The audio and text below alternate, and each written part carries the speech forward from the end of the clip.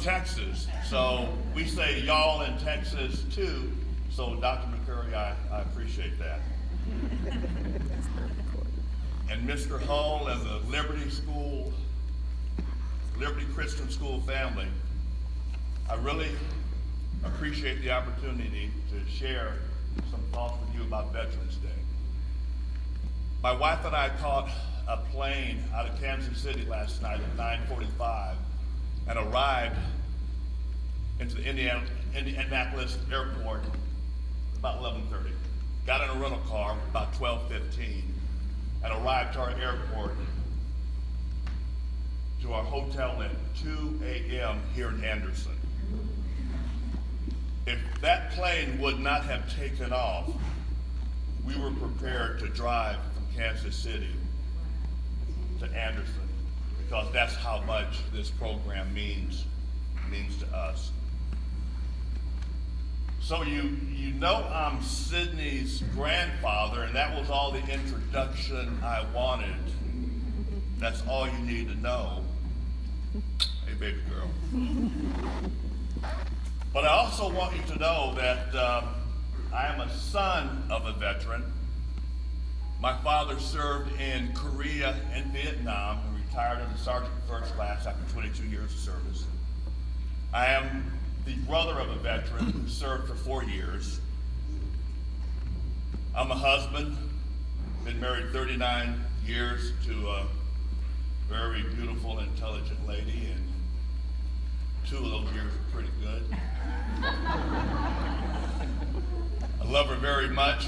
She is a director of an African American themed museum in Leavenworth, Kansas, and if I'm successful, I owe everything to her. I'm also a father. I've raised 2 children to adulthood. They're cute. At this age, you just wait. Just wait. I'm a veteran who served for 30 years in the Army as a military police officer. Includes 12 years in Washington, D.C., watching how policy and strategy is made, and 7 trips, very short trips to Afghanistan. I'm also a member of First Missionary Baptist Church in Leavenworth, Kansas, where my pastor allows me to lead the men's fellowship, but he has yet to allow me to sing in the choir because my voice is that bad. Like many of the teachers in here, I too am an instructor. I'm assistant professor at the Command and General Staff College. I have 16 students. They are majors. They're mid-grade officers, and they spend 9 months learning leadership and tactics and how to become better so they can continue to serve our nation. That's a great bio, but my most important role is being the grandfather of Sydney Mila Wagner. And why is being a grandfather my most important role? Because the veterans in this auditorium serve to keep their grandchildren safe and their children safe and their families safe, regardless of the century that they served. So this morning, I'm sure some of the children said, Mama, Daddy, why are we celebrating Veterans Day? Why do we have a Veterans Day chapel at Liberty Christian School? Well, there are several reasons, children. The first is to honor these veterans who have served. The second is for you to know that freedom is not free because men and women have sacrificed. And the third is we want you to value military service early in your life as you grow.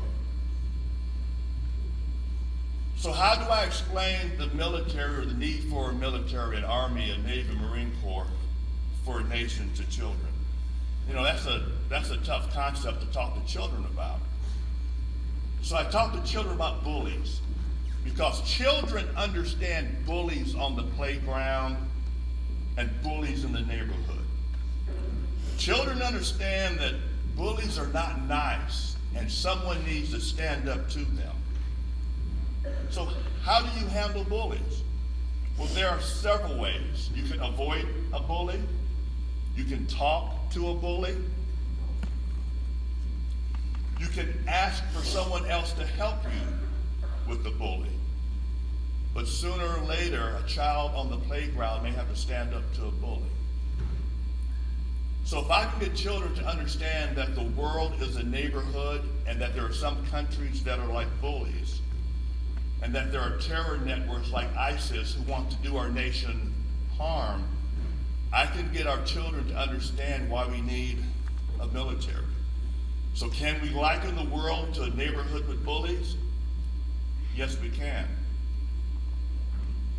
So do we wait for the bully to continue to hurt us, or do we act and we stand up to the bully?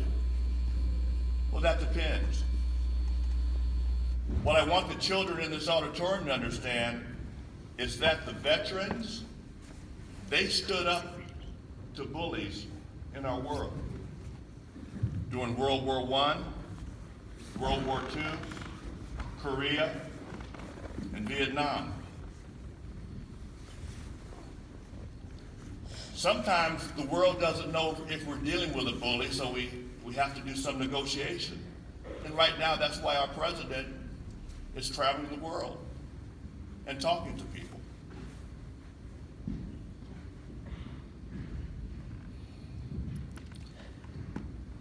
We have veterans in this auditorium who have traveled to Afghanistan, Iraq, the African continent, and South America to deal with terrorists. They're bullies too. So who is the American veteran? They're men, they're women, farm boy, city slicker, poor, rich, Midwesterner, Southerner, East Coaster, West Coaster. The veteran is a conscript. He was forced to join the Army because of the draft. The veteran is a volunteer. But the veterans in this auditorium did not flee to Canada. They served. Our veterans are of every race, religion, ethnicity, and political ideology. Some served for 2 years, others served for 30 or 40. They're sergeants, petty officers, and technical sergeants. They're all that, but what do they have in common? We went where we were ordered, we did what the nation asked us to do, and even if we disagreed, we served. So how does your school theme, how does the scripture you selected to support your school theme, and how does the vision that Dr. McCurry and Mr. Hall have for you growing to be an American citizen of character, how does that tie into Veterans Day or your Veterans Chapel? And I thought about a story I learned several years ago, and I'm going to take you all the way back to World War II. We're going back to World War II a long time ago. And I hope this story helps you understand the type of person your principal wants you to grow up to be. It was the evening of February 2nd, 1943, and the United States transport ship, the Dorchester, was crowded to capacity, carrying 902 men, merchant seamen, and civilians. In 1943, we were at war. This was a luxury coastal liner that had been converted into an Army transport ship and was moving across the icy waters of the Atlantic. The ship's captain knew he was in danger because there were German submarines in the waters, and several American vessels had already been sunken. The captain ordered his men to sleep in their uniform and their life vests, because if something happened, the captain wanted the men to be able to respond. But you know soldiers. Most of the soldiers did not sleep in their life vests that night. It was the heat, and the life vests and life jackets were uncomfortable. So of the 902 men in that vessel, on that vessel, many went to bed that night without life jackets. About 2 a.m. on February 3rd, a German submarine saw the transport ship and sent 3 torpedoes toward her. Within 15 minutes, the transport ship with 902 men started sinking, and the captain gave the order to abandon the ship. So you can imagine men at dark in the water, it's cold, we're at war, not wearing a life jacket, trying to abandon the ship. And the following comes from several quotes. Witnesses say that men jumped into lifeboats, and so many men were in the lifeboats they capsized and sunk. Witnesses say that lifeboats and rafts were thrown into the water and they just drifted away through all the confusion. And according to the narrative, there were 4 Army chaplains, and I'm quoting, who brought hope in despair and light in darkness. And those 4 chaplains were Lieutenant George Fox, a Methodist, Lieutenant Alexander Good, a Jew, Lieutenant John Washington, a Roman Catholic, and Lieutenant Clark Poling of the Dutch Reformed Church. The record says as this ship was sinking and as men were jumping overboard and as the rafts drifted away, the 4 chaplains circulated around the ship to give comfort to those who were dying and hope to those who were probably going to live. Finally, there are no more life jackets to give out, and the ship is about 80% submerged. And there are men in the water who needed life jackets, and there were men on the ship who needed life jackets. So what did the 4 chaplains do? The 4 chaplains of different faiths removed their life jackets, and they handed a life jacket to a man who didn't have one. And when giving away the life jacket, the chaplains simply gave it to the next man in line. Rabbi Good did not seek a Jew. Father Washington did not call out for a Catholic. Reverend Fox did not search for a Protestant. Reverend Poling did not insist that the man he gave his jacket to worship the way he did.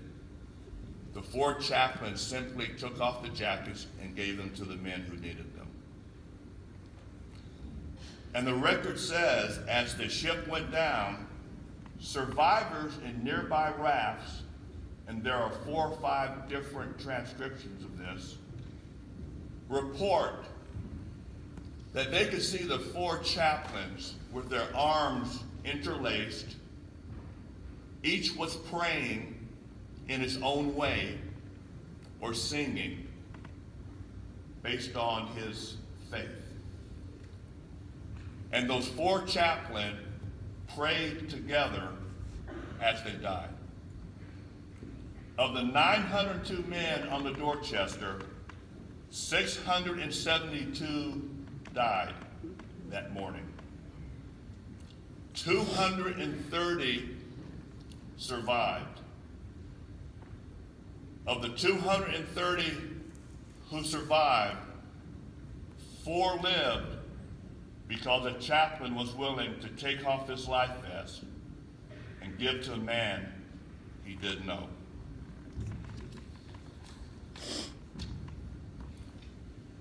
So as you think about our past and that story and our history in America filled with war and interventions and the tragedy of combat,